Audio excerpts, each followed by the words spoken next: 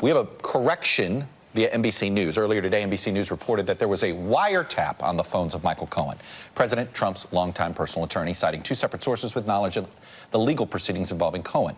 But we've got a correction to that now. It's not a wiretap where they're listening into the phone calls, but something else specifically. Let me bring in my colleague Tom Winter here to explain.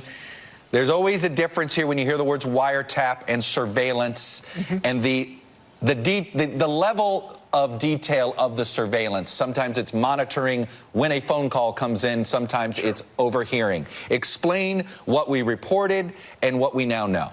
So, Chuck, based on information from two independent sources who have a long-term track record of credibility in providing accurate information to this news organization, earlier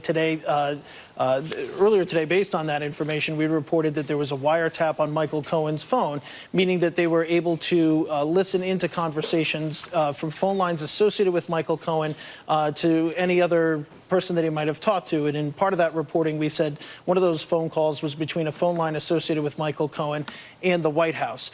Now, three senior U.S. officials are telling us that it was not a wiretap. Instead, it was what is referred to as a pen register. In plain English, that means it's a log of phone calls that were made from a specific phone line or specific phone lines. In this case, we know Michael Cohen had several phone lines. And so in this case, they were able to see who he called or who somebody using his phone lines called, but they were not able to listen in real time or record those conversations. So it's an important distinction, Chuck. I want to add to that by saying that it doesn't change necessarily the legal bar here in order to get a warrant of this type. It's still a very serious matter because they would have needed to fill out a significant affidavit and be able to go down a significant road to get this approved by a federal judge.